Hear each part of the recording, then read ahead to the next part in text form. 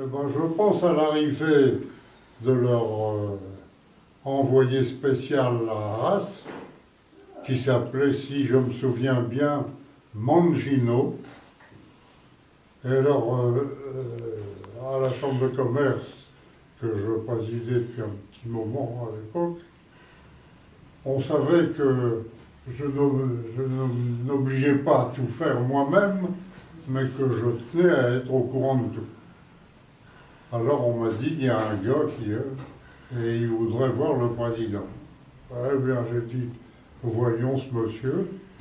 Alors, ce monsieur Mangino, je l'ai reçu, ça je m'en souviens bien.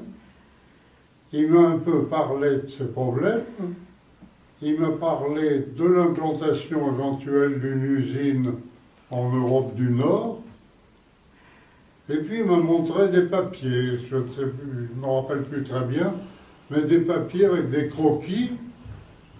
Et donc l'usine, c'était pas du vent, c'était décidé par le groupe, ils allaient faire une usine en Europe du Nord.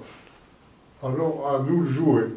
C'était un peu là qu'était le problème. Et ce type m'a paru extrêmement sympathique. Nous avons eu un contact amical l'un et l'autre, où il m'a expliqué sa vie, ce qu'il faisait, ce qu'il voulait faire, et où je lui ai expliqué ma manière de voir les choses et tout. Et je ne vais pas dire qu'on est devenus amis, ce serait aperçu dans la conversation qu'il faisait ce métier, que ça le passionnait, mais il y avait quelque chose qui lui était très désagréable, c'est qu'il était toujours à l'hôtel ou au restaurant.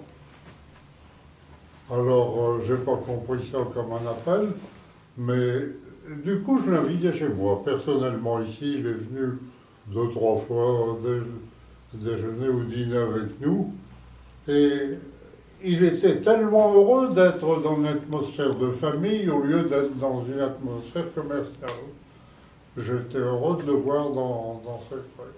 Et puis, on parlait de choses et d'autres. Il me tenait au courant de ses recherches du terrain idéal.